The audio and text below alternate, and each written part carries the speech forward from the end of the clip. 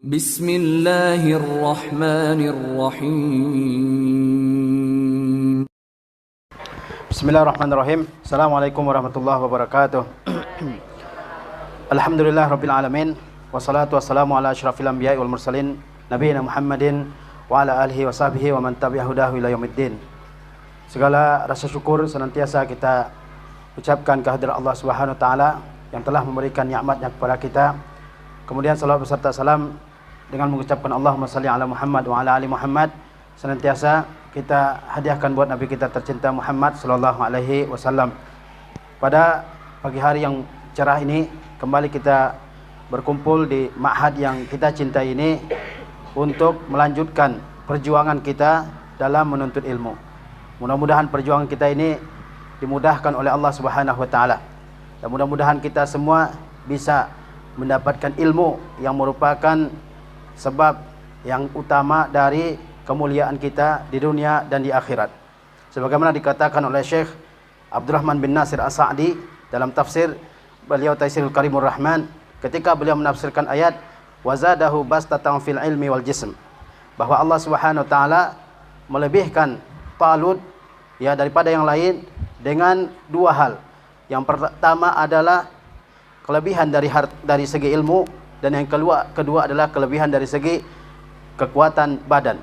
Sehingga Syekh Nasir As-Sa'di mengatakan bahwa seseorang tidak akan bisa menegakkan kejayaannya di atas dunia ini kecuali dengan dua kelebihan ini, yaitu kelebihan ilmu dan juga kelebihan dari fisiknya. Jangan sampai kita semua menjadi orang-orang yang tidak punya kedua-duanya ini. Tidak punya ilmu, badan juga lemah. Nah, ini jangan sampai kita menjadi orang seperti itu. Para santri yang dirahmati oleh Allah Subhanahu wa taala, pada pagi hari ini insyaallah Ustaz akan menyampaikan sedikit tentang keutamaan agama Islam. Kita semua alhamdulillah Allah Subhanahu wa taala berikan kepada kita nikmat yang amat besar, yaitu menjadi seorang muslim. Ini adalah nikmat yang patut kita syukuri. Nikmat yang patut kita bersyukur atasnya kehadirat Allah Subhanahu wa taala sepanjang kehidupan kita ini. Di antara bentuk syukur kita terhadap nikmat Islam ini adalah bahwa kita senantiasa mempelajari tentang agama Islam ini. Para ulama menjelaskan bahwa Islam itu adalah pertama bahwa dia artinya adalah patuh dan tunduk kepada Allah Subhanahu wa taala. Kemudian arti yang lain adalah mengerjakan apa yang Allah Subhanahu wa taala perintahkan kepada kita untuk mengerjakannya secara zahir. Kemudian selanjutnya adalah kita berlepas diri dari kesyirikan dan juga dari orang-orang musyrik. Ini di antara definisi Islam yang dijelaskan oleh ulama. Ada al-istislam, ya, ada ketundukan, ada berserah diri kepada Allah Subhanahu wa taala. Kemudian ada kesediaan dalam diri kita untuk senantiasa mengerjakan semua yang diperintahkan oleh Allah Subhanahu wa taala kepada kita. Kemudian kita berupaya menjauhi segala bentuk kesyirikan, segala bentuk kekufuran dan juga orang-orang musyrik. Agama Islam ini adalah satu-satunya agama yang diridai oleh Allah Subhanahu wa taala. Dan Allah Subhanahu wa taala memerintahkan kita semua untuk mengikuti agama Islam ini. Bahkan bukan hanya kita, semua manusia Allah Subhanahu wa taala perintahkan untuk masuk dan memeluk agama Islam ini. Kata Allah Subhanahu wa taala, "Afa ghaira dinil Islam yabghun?" Apakah mereka akan mencari agama selain agama Islam? Walahu aslama man fis samawati wal ard. Dan kepada Allah Subhanahu wa taala segala sesuatu yang ada di langit, dan di bumi tunduk kepadanya. Segala sesuatu yang ada di langit dan di bumi tunduk kepada kehendak Allah Subhanahu wa taala. Dalam ayat yang lain Allah Subhanahu wa taala mengatakan, "Wa anibu ila rabbikum wa aslimu lahu min qabli ayyatiyakumul azab summa la tunsarun." Kembalilah kalian kepada Rabb kalian Allah tabaraka wa taala, wa aslimu lahu, dan berislamlah kalian kepadanya. Yakni tunduklah, patuhlah, berserah dirilah kalian kepada Allah Subhanahu wa taala. Kerjakan apa yang Allah perintahkan dan jauhi apa yang dilarang oleh Allah Subhanahu wa taala. Min qabli ayyatiyakumul azab, sebelum datang kepada kalian azab. Ya, ketika azab sudah datang, summa la tunsarun, saat itu kalian semua tidak akan dapat diberikan pertolongan. Jadi Allah SWT perintahkan kepada kita semua untuk berserah diri kepada Allah SWT, untuk menerima apa yang Allah perintahkan dan jauhi apa yang dilarang oleh Allah SWT, sebelum ada azab yang menimpa kita di dunia, apalagi azab di akhirat. Kemudian ya, para santri yang dirahmati oleh Allah SWT, bahwasanya Allah SWT memerintahkan kita semua untuk berislam, untuk berserah diri, untuk tunduk dan patuh kepada Allah Subhanahu wa taala. Allah Subhanahu wa taala berfirman, "Qul aghairallahi attakhizu waliya."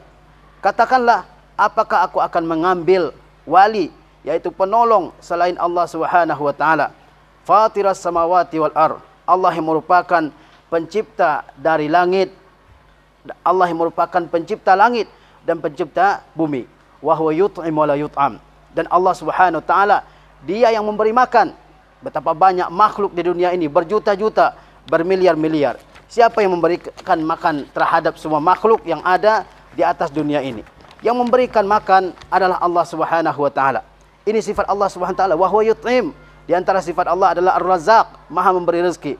Tidak ada makhluk ya yang tidak diberikan rezeki oleh Allah Subhanahu wa taala. Ya, di langit, di bumi, di laut, di daratan, semuanya mendapatkan rezeki. Siapa yang memberikan? Allah Subhanahu wa taala. Wa huwa yut'im. Dialah Allah Subhanahu wa taala yang memberikan makan. Wala yut'am. Allah tidak diberikan makan. Allah tidak butuh kepada makanan. Allah tidak butuh kepada makhluknya. Tapi kitalah sebagai makhluk yang butuh kepada Allah Subhanahu wa taala. Wa umirtu an akuna awwala man aslam. Dan aku diperintahkan untuk menjadi orang yang pertama kali berserah diri kepada Allah Subhanahu wa taala. Wala takunanna minal musyrikin. Jadi Allah Subhanahu wa taala ya memerintahkan kepada kita semua untuk menjadikan Allah Subhanahu wa taala sebagai satu-satunya Tuhan yang hak, dan Allah perintahkan kepada kita untuk menjauhi segala bentuk penyembahan kepada selain Allah Subhanahu wa taala. Allah adalah Tuhan yang memberikan rezeki. Allah adalah Tuhan yang memberikan makan, minum, memberikan nikmat kepada kita. Sementara Allah SWT tidak membutuhkan semua itu. Tidak membutuhkan makan, tidak membutuhkan minum, tidak membutuhkan udara, oksigen dan sebagainya. Allah Subhanahu wa taala Maha Kaya. Allah Subhanahu wa taala Al-Ghani, Maha Kaya. Allah Subhanahu wa taala Ar-Razzaq, yang Maha memberi. Kemudian para santri yang dirahmati oleh Allah Subhanahu wa taala, menjadi seorang muslim itu adalah nikmat yang terbesar dalam kehidupan seseorang. Oleh sebab itu Allah Subhanahu wa taala ingatkan kepada kita semua dengan nikmat ini. Kata Allah Subhanahu wa taala, "Famay yuridillahu ayyahdiyahu yashrah sadrahu lil Islam." Barang siapa yang Allah Subhanahu wa taala kehendaki memperoleh petunjuk dari sisi Allah Subhanahu wa taala, yashrah sadrahu lil Islam, maka Allah mudahkan dadanya untuk menerima agama Islam. Dilapangkannya hati kita untuk menerima agama Islam ini. Ini merupakan suatu kebahagiaan, suatu kebanggaan, suatu nikmat yang luar biasa besarnya. Betapa banyak manusia di dunia ini yang sampai kepadanya dakwah, tetapi dia tidak menerima seruan untuk masuk ke dalam agama Islam ini. Bahkan orang terdekat dengan Rasulullah sekalipun ada yang tidak mau mengikuti Rasulullah sallallahu alaihi wasallam. Kita yang jauh dari Rasulullah SAW, Allah antarkan hidayah itu ke dalam hati kita sehingga kita semua menjadi seorang muslim. Ini nikmat Allah Subhanahu wa taala dan patut untuk kita syukuri. Allah mengatakan, "Faman yuridillahu ayyahdiyahu yashrah sadrahu lil Islam." Barang siapa yang Allah kehendaki mendapat petunjuk, maka Allah lapangkan hatinya untuk menerima Islam ini.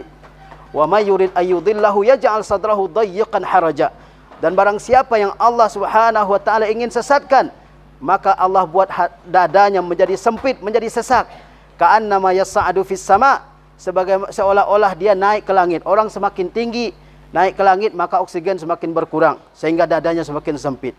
Begitulah orang-orang yang tidak mau menerima agama Islam. Dadanya sempit, tidak bisa melihat kebenaran Islam, tidak bisa melihat kemuliaan Islam, kehebatan Islam, karena Allah Subhanahu wa taala sudah sempitkan hatinya.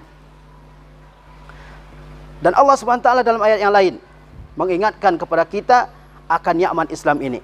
Kata Allah Subhanahu wa taala, "Afaman syarahallahu sadrahu lil Islam fa huwa ala nurim min rabbi." Apakah orang-orang yang Allah lapangkan dadanya untuk memeluk agama Islam ini, lalu dia berada di atas petunjuk, di atas kebenaran dari Rabb-Nya?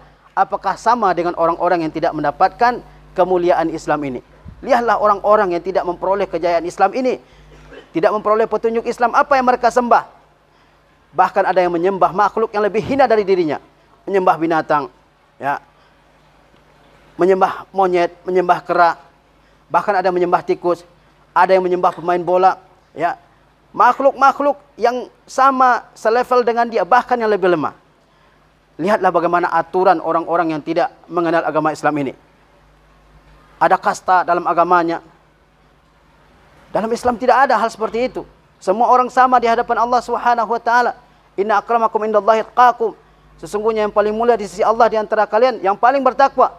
Mau dari manapun dia berasal, asalkan dia beriman dan bertakwa kepada Allah, dia lebih dekat daripada orang yang tidak bertakwa kepada Allah Subhanahu wa taala. Lihat para sahabat Nabi.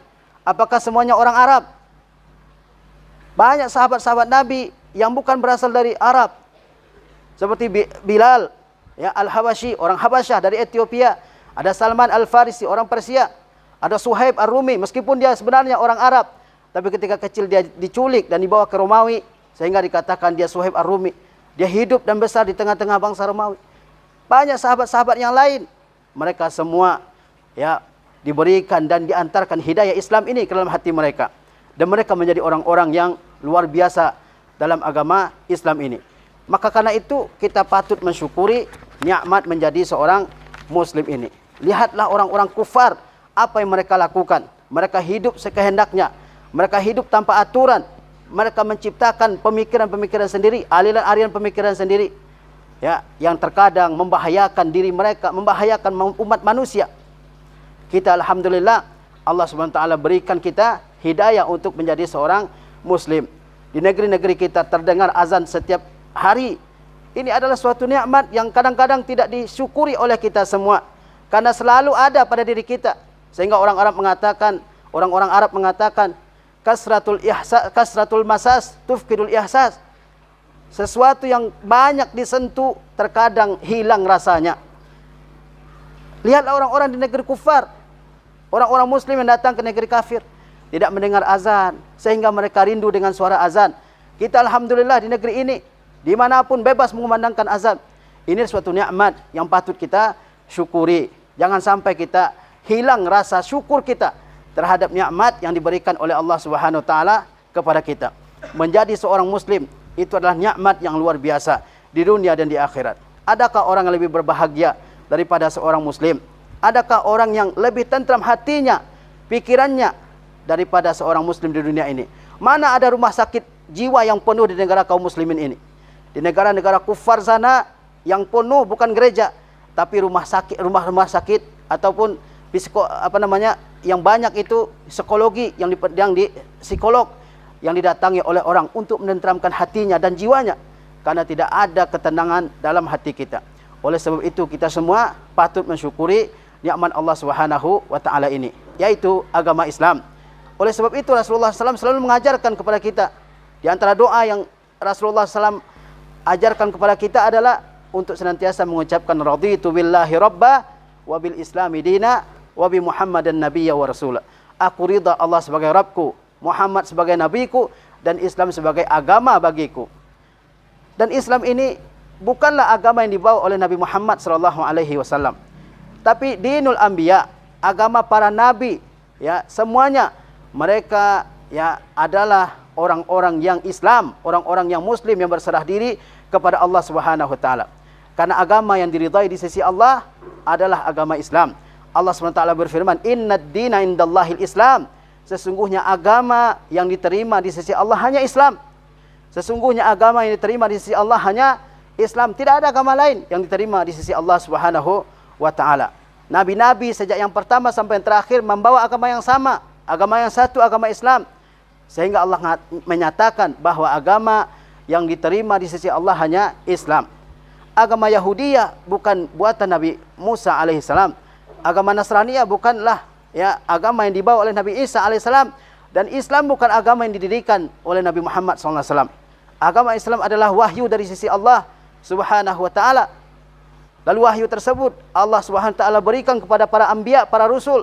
Lalu rasul tersebut menyampaikannya kepada kaumnya kepada kaumnya masing-masing. Wa in min ummatin illa khala fiha nadhir. Tidak ada satupun umat kecuali telah berlalu yang memberi peringatan di antara mereka. Wa likulli qaumin had. Bagi setiap kaum ada yang memberikan petunjuk kepada mereka, yaitu para nabi dan para rasul. Wa ma kunna mu'azzibina hatta nab'atsa rasula. Dan kami tidak mengazab kecuali telah kami utus di tengah mereka seorang rasul. Dan Allah Subhanahu wa taala larang kita mencari agama selain dari agama Islam ini. Wa may yabtaghi ghairal islami dinan fala yuqbala min wa huwa fil akhirati minal khasirin. Barang siapa yang mencari agama selain agama Islam, maka sama sekali tidak akan diterima oleh orang tersebut, oleh Allah Subhanahu wa taala dari orang tersebut. Siapa yang mencari, mengikuti, mengimani agama selain agama Islam ini, fala yuqbala min, maka tidak akan diterima sama sekali. Tidak akan diterima sama sekali. Surga hanya milik orang yang berserah diri kepada Allah Subhanahu wa taala. Adapun orang-orang kufar, jika mereka beramal soleh, berbuat baik di dunia ini, maka Allah Subhanahu wa taala berikan ganjarannya di dunia. Berikan pahala atau upah terhadap amalnya tersebut di dunia. Bagaimana di akhirat? Wa huwa fil akhirati minal khasirin. Dan di akhirat dia termasuk orang-orang yang merugi. Dan di antara bentuk kerugian paling besar di akhirat itu adalah masuk neraka dan kekal di dalamnya. Dan ini akan dirasakan oleh orang-orang yang tidak mengimani Islam sebagai agama ini. Orang Islam betapa banyak dosanya, insya Allah dia akan keluar dari neraka. Meskipun ada yang lama di neraka, selama dia bertauhid kepada Allah Subhanahu wa taala, selama dia tidak melakukan syirik akbar, syirik besar, dia akan keluar dari neraka. Tidak ada orang muslim yang kekal dalam neraka. Tapi kufar, al-munafiqun, al-kafirun, orang-orang yang akan kekal di dalam neraka. Sebab mereka tidak mengikuti agama yang diridai dan diterima oleh Allah Subhanahu wa taala, yaitu agama Islam. Dan hujjah sudah sampai kepada mereka, dalil-dalil dakwah sudah sampai kepada mereka, namun mereka tidak mau mengikuti. Itulah orang-orang yang akan menjadi orang-orang yang merugi di akhirat. Para santri dan santriwati rahimakumullah, Islam ini adalah agamanya al-anbiya, agamanya para nabi. Berapa banyaknya nabi yang diutus oleh Allah Subhanahu wa taala? Dalam riwayat di antaranya oleh Ahmad, beliau mengatakan Rasulullah mengatakan Allah mengutus 124.000 nabi, dan semuanya membawa dakwah yang sama, yaitu dakwah Islam. Begitu juga dengan Rasul 313 orang atau lebih, semuanya membawa dakwah yang sama, yaitu dakwah Islam. Sehingga kita semua wajib mengimani seluruh para nabi. Tidak boleh membeda-bedakan antara satu dengan yang lain di antara nabi-nabi tersebut. La nufarriqu baina ahadin minhum. Kita tidak membeda-bedakan satu orang di antara mereka, yaitu di antara para nabi. Wajib kita imani semuanya, sebab mereka membawa dakwah yang sama dari sisi Allah Subhanahu wa taala, yaitu dakwah Islam, dakwah tauhid. Sebagaimana Allah Subhanahu wa taala berfirman, wa qad ba'atsna fi kulli ummatin rasulan an ya'budullaha wa yajtanibut taghut. Sesungguhnya telah kami utus pada setiap umat seorang rasul. Dakwah mereka sama, yaitu an ya'budullah, agar kalian semua beribadah hanya kepada Allah, dan hendaklah kalian semua menjauhi taghut, yaitu segala sesuatu yang diibadahi, yang ditaati, yang dicintai, sebagaimana ketaatan, ibadah dan kecintaan kepada Allah Subhanahu wa taala. Jadi nabi-nabi agama mereka sama semuanya. Sebagaimana Nabi Nuh mengatakan, wa umirtu an akuna minal muslimin. Kata Nabi Nuh, aku diperintah untuk menjadi orang muslim, orang yang berserah diri, yang taat dan patuh kepada Allah SWT. Nuh alaihissalam, Rasul pertama yang Allah utus. Apa agamanya Nabi Nuh? Agamanya adalah Islam. Allah mengatakan, wa umirtu an akuna minal muslimin. Dan aku diperintah, kata Nuh alaihissalam, sebagaimana yang Allah sampaikan, dan aku diperintah untuk menjadi orang-orang yang muslim, yang berserah diri, yang tunduk dan patuh terhadap perintah Allah Subhanahu wa taala. Nabi Ibrahim alaihissalam, apakah Nabi Ibrahim seorang Yahudi, seorang Nasrani? Allah Subhanahu wa taala menjawab, maka Ibrahimu Yahudiyya wala Nasraniyya. Ibrahim bukan seorang Yahudi, Ibrahim bukan seorang Nasrani, walakin kana hanifan muslima, akan tetapi dia adalah seorang yang hanif, yaitu orang yang cenderung kepada tauhid, jauh dari kesyirikan. Muslimah, orang yang muslim, yang berserah diri, yang tunduk dan patuh kepada Allah Subhanahu wa taala. Allah membantahnya karena di antara manusia ada yang memperdebatkan tentang Ibrahim. Ibrahim itu agamanya Yahudi, yang lain mengatakan Ibrahim itu agamanya Nasrani. Allah SWT membantah kedua kelompok tersebut. Kata Allah, Ibrahim itu bukan Yahudi, bukan Nasrani, walakin kana hanifan muslima, tetapi dia adalah seorang yang hanif, yang muslim, wa makana minal musyrikin, dan dia bukan termasuk orang-orang yang musyrik yang menyekutukan Allah Subhanahu wa taala. Di jazirah Arab, pada umumnya manusia ketika Rasulullah SAW diutus oleh Allah, manusia terbagi ke dalam dua kelompok. Ahlul kitab wal ummiyun, yaitu orang-orang ahlul kitab, Yahudi dan Nasrani, dan juga orang-orang ummiyun, seperti orang-orang Arab pada zaman itu. Mereka tidak ada kitab di tengah mereka, tidak ada Rasul yang Allah utus di tengah mereka. Apakah Yahudi apakah Nabi Ibrahim seorang Yahudi, seorang Nasrani? Apakah dia seorang musyrik? Semuanya Allah bantah. Ibrahim itu seorang muslim yang hanif, yang bertauhid kepada Allah Subhanahu wa taala. Dan itulah yang diwasiatkan oleh Ibrahim. Tauhid inilah yang diwasiatkan oleh Ibrahim kepada anak-anaknya. Wa wassa biha Ibrahimu banihi wa Yaqub. Dan Ibrahim mewasiatkan kalimat tauhid la ilaha illallah, ya, kepada anaknya dan juga Nabi Yaqub alaihi wassalam. Kedua-duanya mewasiatkan agar menjadi seorang muslim. Wa wassa biha Ibrahim wa banihi wa Yaqub. Ya bani, kata Allah Subhanahu wa taala, iz qala lahu rabbuhu aslim, qala aslamtu lirabbil alamin. Ya, Nabi Ibrahim diperintahkan oleh Allah Subhanahu wa taala.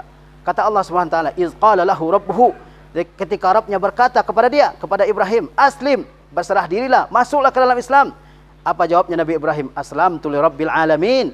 Aku berserah diri masuk Islam kepada Rabbnya al-alamin, alam semesta. Wa wassa biha Ibrahimu banihi wa Yaqub. Lalu kalimat itu, yaitu perintah untuk masuk ke dalam Islam ini, masuk ke dalam agama Islam ini, diwasiatkan oleh Ibrahim dan oleh Nabi Yaqub kepada anak-anaknya. Apa kata mereka? Ya baniya, wahai anak-anakku, innallaha astafa lakumuddin, sesungguhnya Allah telah pilihkan agama ini untuk kalian. Fala tamutunna illa wa antum muslimun, maka janganlah kalian semua mati kecuali dalam keadaan muslim. Ini mengisyaratkan kepada kita bahwasanya Islam ini harus kita pegang teguh dalam kehidupan kita ini. Ya, jangan sampai luntur keislaman. Betapa banyak orang yang bertukar agamanya karena kejahilan terhadap Islam, kejahilan terhadap kelebihan agama Islam ini. Dia tidak lihat ada kelebihan Islam. Dia lihat orang Islam banyak yang fakir, orang yang non-Islam banyak yang kaya. Dia terperdaya. Di antara sebab tersebarnya riddah, kemurtadan dari agama Islam ini adalah al-jahlu al-amiq bid-din, kebodohan yang parah terhadap agama ini. Tidak tahu apa kelebihan agama Islam ini, tidak tahu di mana keunggulannya agama Islam ini, sehingga mudah saja bertukar agama. Ya, padahal Nabi Ibrahim alaihissalam dan anak-anaknya berwasiat supaya janganlah kalian semua mati kecuali dalam keadaan muslim. Fala tamutunna illa wa antum muslimun. Janganlah kalian mati kecuali dalam keadaan muslim. Dan hal yang sama diwasiatkan kepada kita semua. Ya ayyuhallazina amanu taqullaha haqqa tuqatih wa la tamutunna illa wa antum muslimun. Janganlah kalian mati, ya wahai orang-orang beriman, bertakwalah kalian kepada Allah dengan sebenar-benar takwa, dan janganlah kalian mati kecuali dalam keadaan muslim. Kita harus konsisten, ya harus teguh memegang Islam ini.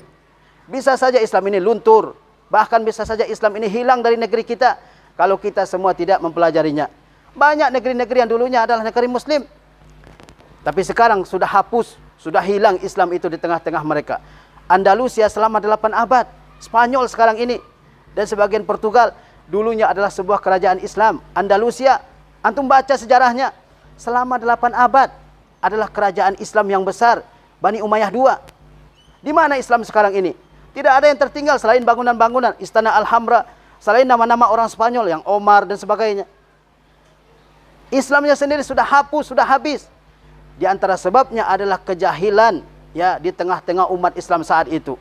Sehingga mudahlah bagi orang untuk menekan, menjajah, dan menghapuskan agama Islam. Kita semua bisa mengalami hal itu kalau kita tidak mempertahankan, tidak berjuang, dan tidak mempelajari agama Islam ini. Lama-kelamaan banyak orang yang bertukar agama, banyak orang yang mengganti agamanya, banyak yang mengganti KTP-nya. Dulu Islam, sekarang agama yang lain. Di antara sebabnya adalah ketidakmauan mempelajari agama Islam ini. Maka kita harus, ya, sebagai seorang muslim untuk terus mempelajari agama Islam ini. Kalau kita tahu di mana kelebihan, di mana keunggulan dan keistimewaan agama Islam ini, kita tidak akan mau menukarnya. Jangan sampai seperti seorang yang dikatakan oleh para sastrawan Arab, seperti istri Aladin yang menukar, ya, lampunya dengan lampu yang tidak terang. inilah beberapa hal yang perlu untuk kita perhatikan. Teruslah belajar, ya, mempelajari agama Islam ini supaya kita menjadi seorang yang multazim, yang konsisten dengan agama Islam ini. Barangkali ini yang bisa Ustaz sampaikan dalam kesempatan yang berbahagia ini. Mudah-mudahan Allah Subhanahu wa taala menjadikan kita sebagai orang-orang yang mustaqimin ala siratihi. Allahumma ja'alnal mustaqimin ala siratika. Ya, wassalamualaikum warahmatullahi wabarakatuh.